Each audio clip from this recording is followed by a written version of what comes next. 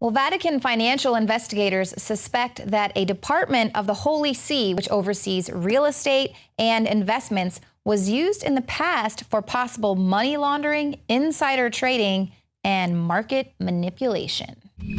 Are there predictions? Are there models? They've had to go from man-made global warming to saying, well, we've got climate change, and I think people are to blame. And now they've got, what's the latest term that they've come up with?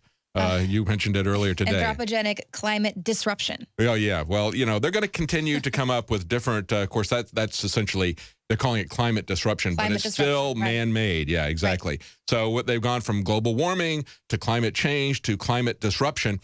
And coming up, this conference is going to be in Paris, and they have just fired now the top French meteorologist. This is over these carbon emission reductions.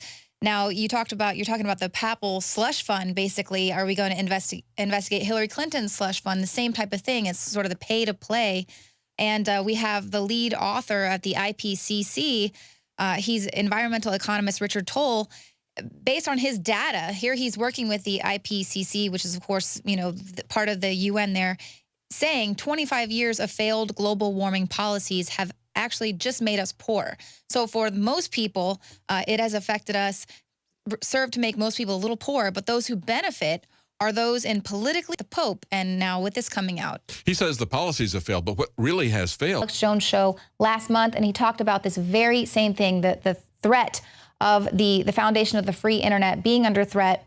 Now that's what you're dealing with. Now, we've talked earlier in the show about how George Soros backed NGOs are actively supporting the refugee crisis in order to decimate Europe. But what about the Soros-backed groups right here in America? Now, Dr. Jerome Corsi was on the Alex Jones show today, and he was breaking down the highly orchestrated Black Lives Matter movement and its order out of chaos plan. Now, we had a lot of big breaking news on the Alex Jones show today. Michael Savage was on fire. He was discussing this most corrupt, degenerate, criminal government in American history, and that's going to be coming up. But first, Lieutenant Colonel Anthony Schaefer was also on the show, and he was breaking down key intel regarding the downing of Russian airliner A321 over Egypt.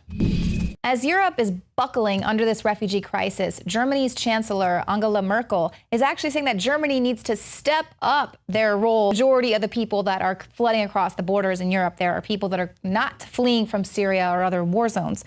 But the Hungarian prime minister is blaming this crisis on an orchestrated move by George Soros and his ilk, because we should all be free to travel wherever we would like to without globalists telling us we need to have an identification.